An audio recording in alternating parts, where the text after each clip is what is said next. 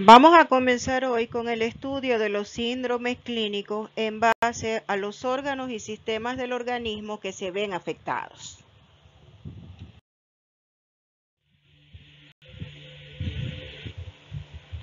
En este tema vamos a comenzar entonces con el estudio de las infecciones a nivel del sistema nervioso central.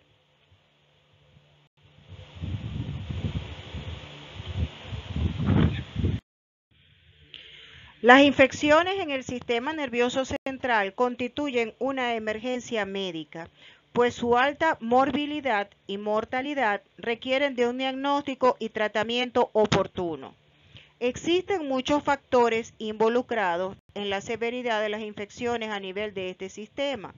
Su ubicación anatómica en un espacio óseo sellado que no permite una fácil expansión ante la presencia de un proceso inflamatorio difuso, contribuye a las altas probabilidades de daño neurológico que se puede producir por efecto mecánico, como ocurre en los síndromes de herniación cerebral.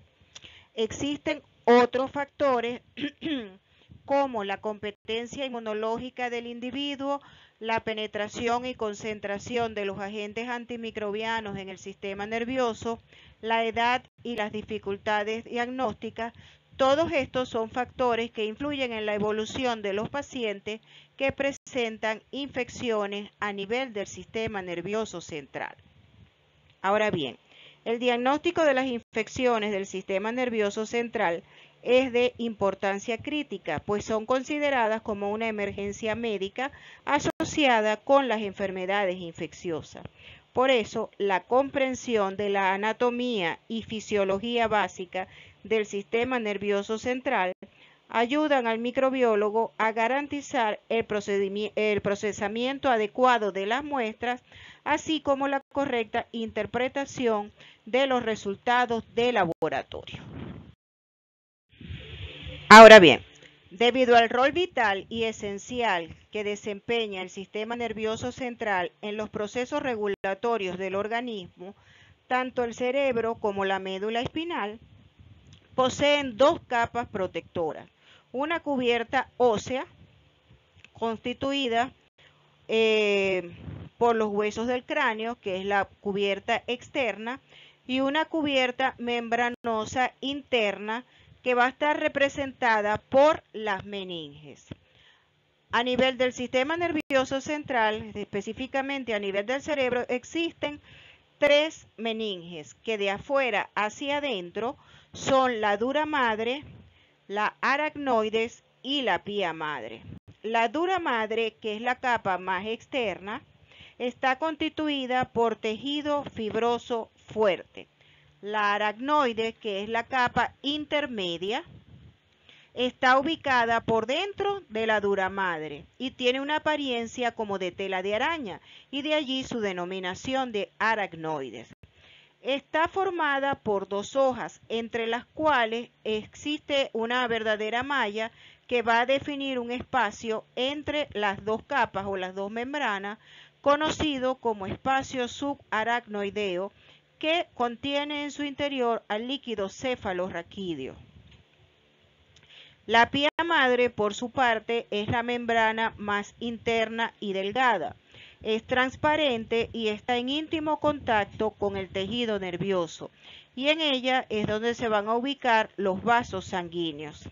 La pía madre y la aracnoides se conocen colectivamente con el nombre de lectomeninges.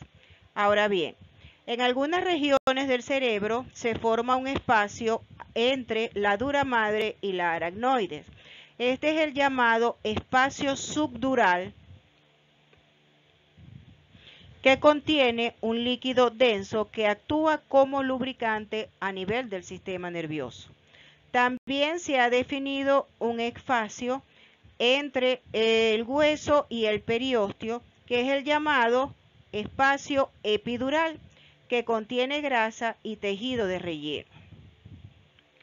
La porción de la aracnoides que recubre la parte superior del cerebro contiene las vellosidades o vellos de aracnoides, que son estructuras especiales encargadas de absorber el líquido cefalorraquídeo y permitir su paso hacia la sangre.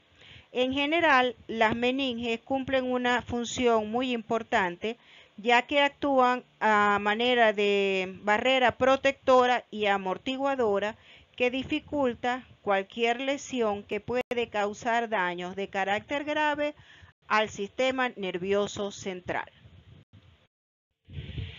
El líquido cefalorraquídeo entonces envuelve al cerebro y la médula espinal, cumpliendo varias funciones que son muy importantes para el correcto funcionamiento del organismo. Al amortiguar y proporcionar flotabilidad para la mayor parte del cerebro, disminuye el peso efectivo del mismo hasta en un 30%. Además, el líquido cefalorraquídeo transporta metabolitos esenciales hacia el tejido neural y limpia los tejidos de desechos a medida que circula alrededor de todo el cerebro, los ventrículos y la médula espinal. De hecho, cada 3 o 4 horas el volumen completo del líquido cefalorraquídeo es totalmente recambiado. En virtud de su circulación, los cambios químicos o celulares del líquido cefalorraquídeo pueden proporcionar información muy valiosa sobre las infecciones que ocurren dentro del espacio subaracnoideo. En este espacio es donde se encuentra el líquido cefalorraquídeo y específicamente dentro de cavidades o canales dentro del cerebro denominadas ventrículos. Y este líquido es producido por células secretoras especiales que forman el llamado plexo coroideo. Ahora bien, las infecciones del sistema nervioso central más frecuentes pueden ser básicamente de 3 tipos: meningitis, encefalitis y accesos cerebrales. La meningitis consiste en la presencia de inflamación de las meninges y es originada por una reacción inmunológica del hospedero ante la presencia de un microorganismo patógeno a nivel del espacio subaracnoideo. Es el síndrome infeccioso más importante a nivel del sistema nervioso central. Puede haber compromiso parenquimatoso adyacente a las meninges. Dependiendo, entonces, eso va a definir la presencia de una meningoencefalitis, cuando además de las meninges se ve afectado el encéfalo, meningoencefalomielitis, cuando se ven afectados las meninges, el encéfalo y la médula, meningomieloradiculitis, cuando se ven afectados el encéfalo, la médula y las raíces nerviosas. Los diferentes tipos de meningitis tienen origen diferente y los patógenos responsables en la mayoría de los casos pueden ser predecibles, lo cual permite en muchas situaciones clínicas iniciar una terapia antimicrobiana empírica mientras se espera la confirmación del microorganismo involucrado en el diagnóstico a partir del cultivo. La identificación de los microorganismos que pueden tener una influencia de tipo endémico es de importancia para las medidas profilácticas y epidemiológicas en determinadas poblaciones, como por ejemplo ocurre en el caso de las meningitis producidas por Neisseria meningitidis o meningococo. Ahora bien, los diferentes tipos de meningitis los podemos definir de acuerdo con el perfil clínico, con los hallazgos que presenta el líquido cefalorraquídeo y obviamente de acuerdo a el agente etiológico involucrado. Entonces hablamos básicamente de 2 tipos de meningitis para comenzar: una meningitis séptica y una meningitis aséptica. La meningitis aséptica corresponde a aquellos casos de meningitis donde después de hacer un estudio completo no se identifica ninguna bacteria, ningún microorganismo en los cultivos o pruebas serológicas y todos dan negativos. Por lo general, estas meningitis asépticas son de etiología viral y tienen un curso benigno. A diferencia de la meningitis séptica o purulenta, como también se les conoce, que son causadas por bacterias y que presentan un exudado inflamatorio típico muy marcado de aspecto turbio, lechoso, con gran cantidad de polimorfonucleares o neutrófilos. Este tipo de meningitis posee una mayor mortalidad que puede alcanzar un 60 o un 70%. También podemos hablar de la meningitis crónica, que se define de manera arbitraria como aquellos casos de meningitis donde después de una evolución de más de 4 semanas de que se ha documentado el caso clínico, pues el paciente no muestra ninguna fase de recuperación a partir de haber sufrido una meningitis aguda. Y se habla de una meningitis recurrente cuando el paciente presenta 2 o más episodios de meningitis aguda. El segundo tipo de infección más frecuente a nivel del sistema nervioso central es la encefalitis. El nombre corresponde a una infección aguda a nivel del parénquima cerebral o del encéfalo. Y generalmente estas son de carácter viral. Y los accesos cerebrales se refieren a colecciones de pus localizadas en la cavidad, en el caso de la cavidad craneal, o sea, a nivel del cerebro, y esto es ocasionado por destrucción del tejido neural. Ahora bien, el pronóstico y tratamiento de las meningitis va a depender del agente causal. Por eso es fundamental el diagnóstico microbiológico. Ahora, independientemente de cuál sea el agente causal, todos los cuadros de meningitis y de encefalitis cursan con fiebre, cefalea, vómito. El paciente está en un estado de obnubilación, es decir, pierde transitoriamente el entendimiento y su capacidad de razonar y de darse cuenta claramente de las cosas. También puede sufrir una contractura espinal generalizada y sufrir paresia o parálisis facial o debilitamiento de la contractura de la musculatura, porque la paresia ocurre a nivel de los pares craneales y en ocasiones pueden haber también crisis convulsivas. Generalmente estas infecciones son de curso agudo o sobreagudo, a excepción de cuando son producidas las meningitis por tuberculosis o por criptococo, que estos casos suelen evolucionar de un modo subagudo o crónico. Ahora bien, en cuanto a su origen, los microorganismos pueden alcanzar el sistema nervioso principalmente por vía sanguínea, es decir, mediante la diseminación hematógena, cuando se sobrepasan los mecanismos de defensa del hospedero. Y todos siguen básicamente una patogénesis similar. En primer lugar, el patógeno debe colonizar y cruzar el epitelio de las mucosas del hospedero para luego penetrar y sobrevivir en el torrente sanguíneo. Esto lo logra al atravesar la barrera hematoencefálica a nivel del endotelio microvascular.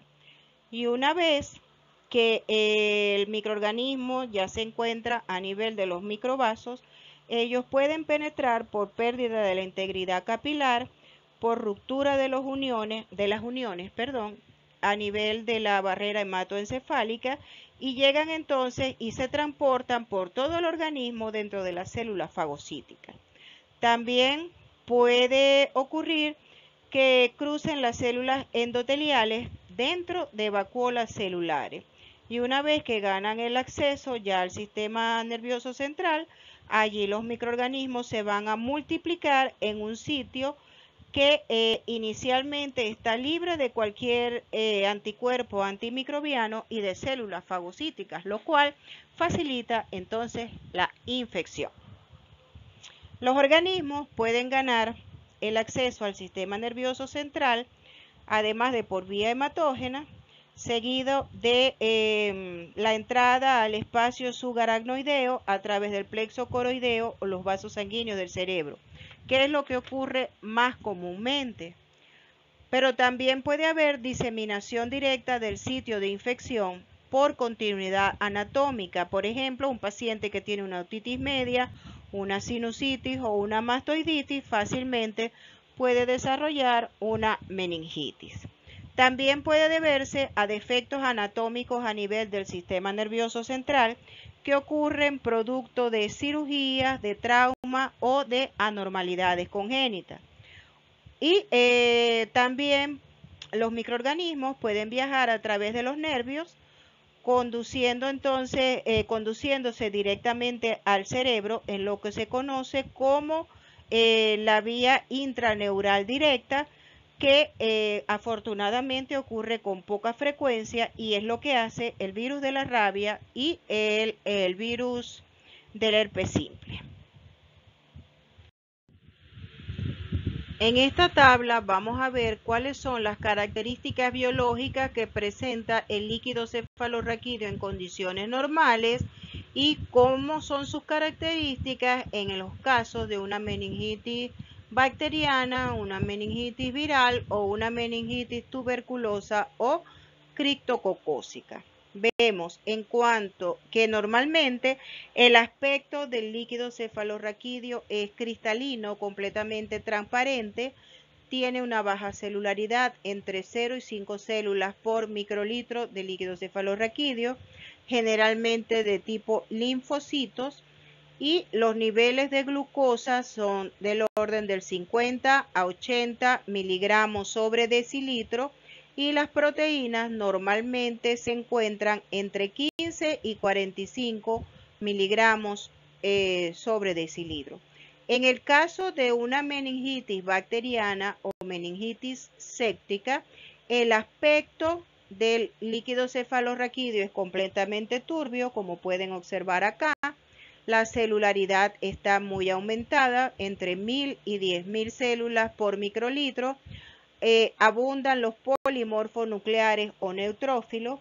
Como los microorganismos consumen la glucosa que hay a nivel del líquido cefalorraquídeo, entonces los niveles de glucosa van a estar muy por debajo de los valores normales. Fíjense que por lo general son menos de 10 microgramos por decilitro, mientras que las proteínas van a estar sumamente aumentadas, por encima de los 100 miligramos por decilitro. En el caso de las meningitis tuberculosas y las criptococócicas, que dijimos que seguían más bien un curso crónico o subagudo, el aspecto del líquido cefalorraquídeo puede ser ligeramente opalino o turbio. Las células generalmente están en un contagio entre 5 y 1000 por microlitro. Hay predominio de linfocitos, aunque inicialmente predominan los polimorfonucleares, pero a medida que va avanzando la infección, como es de curso crónico, van a predominar entonces los linfocitos. Los niveles de glucosa también son bajos, pero no tanto como en la meningitis bacteriana, y están comprendidos entre 15 y 30 miligramos por decilitro, y las proteínas en valores similares, más de 100 miligramos por decilitro. En cambio, en la meningitis de origen viral o meningitis aséptica, el aspecto es opalino, tiene entre 50 y 500 células por microlitro, con predominio de linfocitos. Los valores de glucosa están normales, es decir, en el rango entre 50 y 80 miligramos por decilitro, y las proteínas están ligeramente aumentadas en un rango entre 55 y 100 miligramos sobre decilitro. En esta diapositiva ustedes pueden ver imágenes de coloraciones realizadas con GRAN para detectar la presencia de microorganismos en el líquido cefalorraquídeo.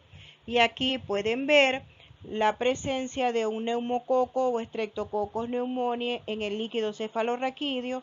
donde ustedes observan los polimorfos nucleares, pero ven estos morfotipos bacterianos de forma redondeada, ligeramente ovalada, generalmente dispuestos en pares y de color violeta o púrpura, por lo que se dice entonces que son cocos porque son redondos, que están en pares y que son gram positivos. A diferencia de lo que ocurre en una meningitis por Neisseria meningitidis, que tiene la misma morfología que el neumococo, es decir, son cocos y son pares, pero la afinidad tintorial es diferente. Neumococo es gram positivo y Neisseria meningitidis es gram negativo. También la meningitis bacteriana puede ser producida por bacilos gram negativos como Haemophilus influenza, que es altamente pleomórfico, es decir, que puede adoptar diferentes formas, y ven como hay unos bacilos pequeños gram negativos que son llamados cocobacilos, pero que pueden tener, como pueden adoptar diferentes formas, fíjense que a veces son mucho más largos, ¿ok? Esto es característico de Haemophilus influenza. Tenemos otro coco que puede ser productor de meningitis, que también es gram positivo, que es el Streptococcus agalactiae o Streptococcus beta-hemolíticos del grupo B, que se dispone o de manera aislada en pares o en cadenas cortas. Y así como habían bacilos gram negativos como el Haemophilus influenza produciendo meningitis, también pueden haber bacilos gram positivos, donde ven entonces que son bacterias de forma alargada y que tienen afinidad por el cristal violeta, por lo que se tiñen como gram positivos y se observan de ese color violeta característico. También podemos tener hongos como el Cryptococcus neoformans, que tiene estas formas redondeadas de como levadura, o incluso algunos parásitos como las amibas de vida libre, que ustedes pueden ver aquí. En este caso es una foto de Naegleria fowleri, pero en este caso es un parásito, ¿ok? Y en el caso de las micobacterias, que se utiliza es la coloración de ácido resistencia o coloración de Zell-Nielsen, donde los bacilos se observan entonces de color rojo, rosado, intenso, y todo lo que no es ácido resistente toma el colorante de contraste, que es el azul de metileno, y en consecuencia se observan de color azul. En cuanto a la etiología de las encefalitis virales, vamos a ver que las podemos considerar clasificadas como encefalitis primarias y encefalitis secundarias o postinfecciosas.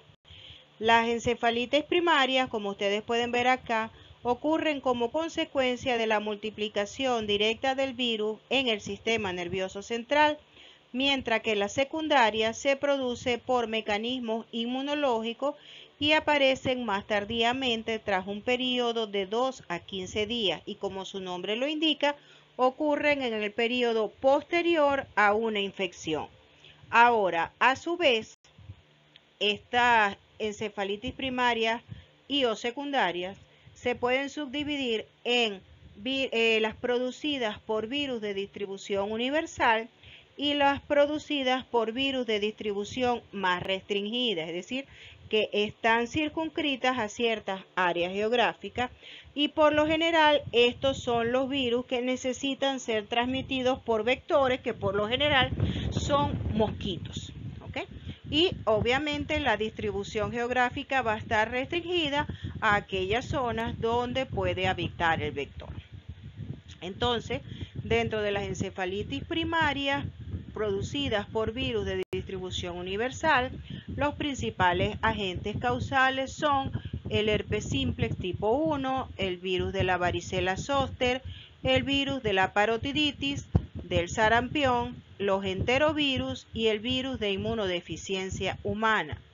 Y dentro de los virus de distribución restringida tenemos los arbovirus, alfavirus, flavivirus, bunyavirus y arenovirus.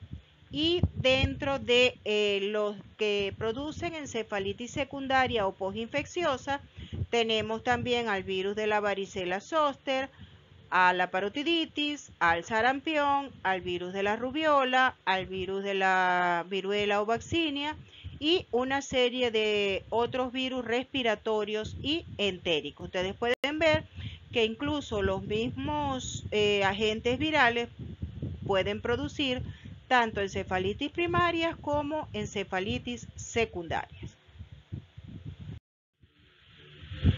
Entonces, siguiendo con la etiología de los agentes causales de meningitis, tenemos algunos que son frecuentes y otros que son poco frecuentes.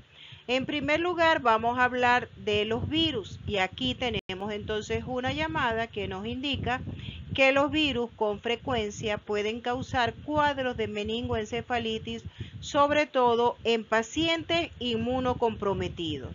Y dentro de los virus tenemos como frecuentes en primer lugar al virus de la parotiditis, pero afortunadamente la incidencia de meningitis causada por el virus de la parotiditis ha disminuido gracias a los programas de vacunación. Tenemos dentro de los poco frecuentes al herpes simple y al virus causal de la coriomeningitis linfocitaria. De igual manera, entre las bacterias más frecuentes productoras de meningitis, tenemos a las que mencionamos previamente, al neumococo y al meningococo.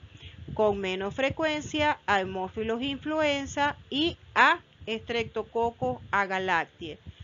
También tenemos los estafilococos coagulasa negativa, algunas bacterias anaeróbicas, enterobacterias como Escherichia coli, tenemos también Listeria, Mycobacterium tuberculosis, Brucella, Leptospira y Treponema.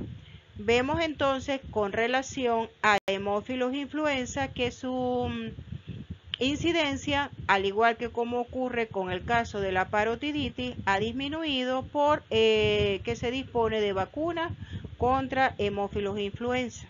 ¿Okay? En el caso de Streptococcus, las meningitis por Streptococcus agalactiae son mucho más comunes en el periodo neonatal y ocasionalmente pueden ocurrir en pacientes adultos y ancianos con factores predisponentes como cirrosis, diabetes o que sean inmunodeprimidos o inmunosuprimidos. El caso de las infecciones por anaeróbicos como propionibacterias, esto suele ocurrir más que todo en pacientes que tienen derivaciones o shunts a nivel del sistema nervioso central. En el caso de las meningitis por Mycobacterium tuberculosis, ellas, como les dije inicialmente, suelen evolucionar de un modo subagudo o crónico y para poder hacer el diagnóstico necesitamos entonces de técnicas muy específicas, por lo que hay que advertir al laboratorio que se está en busca, en sospecha de estos microorganismos. Igual ocurre con la brucela, la leptospira y el treponema pálido. Dentro de los hongos tenemos a criptococos y cándida. Y los criptococos, las infecciones por estos microorganismos están más asociadas con pacientes que tienen SIDA. Y dentro de los parásitos tenemos a las amibas de vida libre como Acanthameba y Naegleria, que son afortunadamente son muy infrecuentes.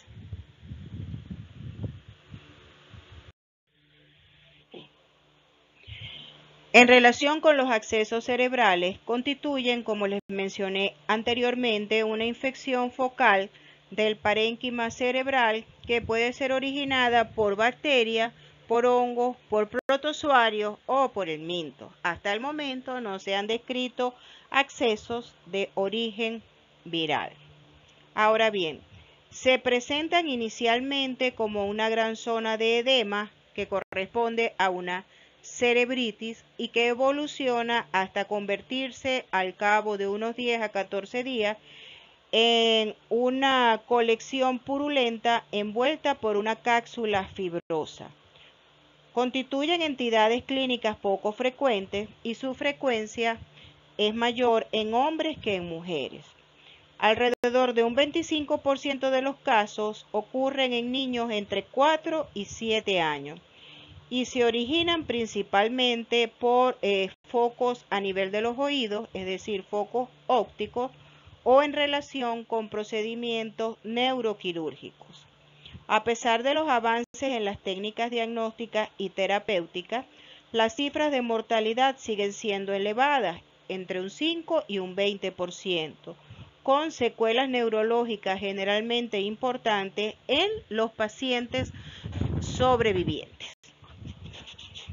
En cuanto a la etiopatogenia, podemos ver que los accesos cerebrales se pueden desarrollar por diferentes mecanismos, por extensión o continuidad anatómica desde focos primarios de infecciones que ocurren principalmente localizadas a nivel del oído medio, del mastoides, de los senos paranasales y con menos frecuencia de focos odontógenos.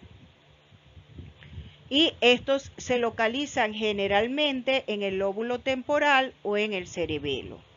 También se pueden dar por diseminación hematógena a partir de infecciones pulmonares, cardiopatías congénitas con shunt derechos o izquierdos, infecciones dentales o endocarditis bacteriana, y en este caso suelen originarse múltiples accesos localizados principalmente en el territorio de distribución de la arteria cerebral media a nivel de la unión córtico-subcortical. También se puede dar por inoculación directa como consecuencia de traumatismos craneales, procedimientos neuroquirúrgicos o heridas penetrantes. Esto ocurre en un 10 a un 30% de los casos y por lo general no se encuentra ningún factor predisponente. Los estreptococos del grupo Viridian, específicamente del grupo Milleri, como los estreptococos anginosus, constellatus e intermedios, son los agentes causales más frecuentemente en los accesos cerebrales producidos por contigüidad a partir de focos de otitis media y mastoiditis, en el 70% de los casos, y frecuentemente se encuentran formando parte de una infección polimicrobiana en un 30 a un 60% de las veces. También es común observar anaeróbicos como especies de bacteroides y prebotelas, ocupando un lugar destacado en la etiología de los accesos cerebrales asociados con otitis media crónica y mastoiditis, conjuntamente con las enterobacterias. Y con menos frecuencia se pueden observar otros géneros de anaeróbicos como Fusobacterium, Actinomyces y Propionibacterium. En los casos de accesos cerebrales secundarios a traumatismo, son frecuentes la endocarditis bacteriana y cardiopatías congénitas.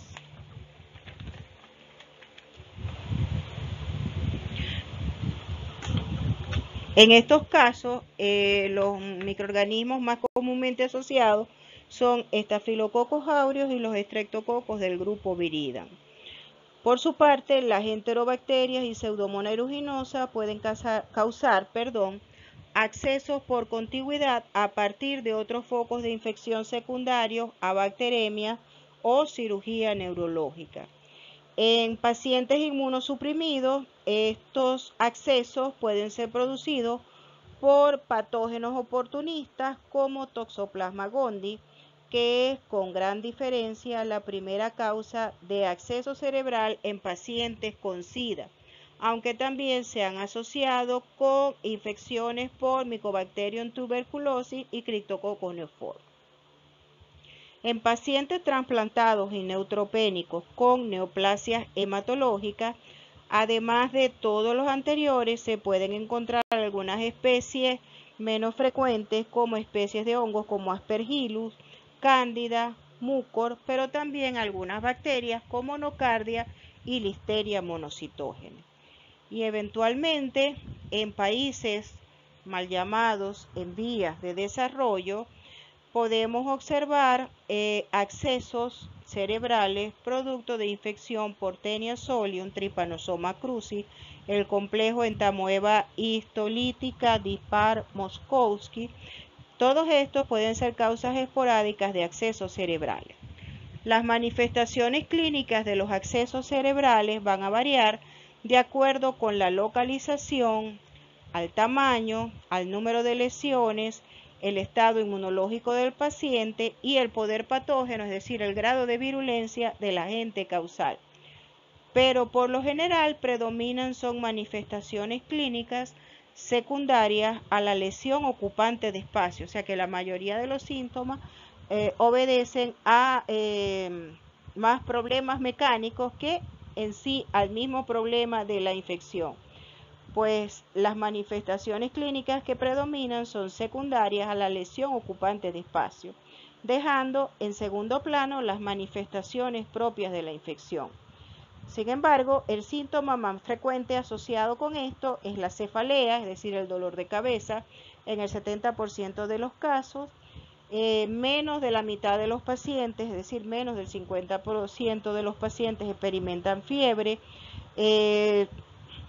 Con gran regularidad pueden presentar crisis convulsivas entre un 25 y un 45%, y más de la mitad presentan déficits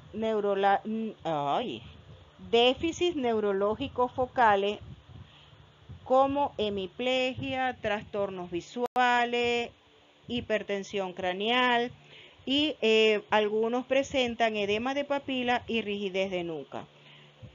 Por lo general, el diagnóstico de un acceso cerebral se hace por imagenología y por la clínica, es decir, por rayos X, resonancia magnética, tomografía axial computarizada, entre otras técnicas. Y el tratamiento, por lo general, además de la administración de antibióticos para la infección, lleva implícito el drenaje quirúrgico. Otro grupo de las enfermedades infecciosas que afectan al sistema nervioso central lo constituyen las llamadas encefalopatías espongiformes transmisibles, abreviadas como EET,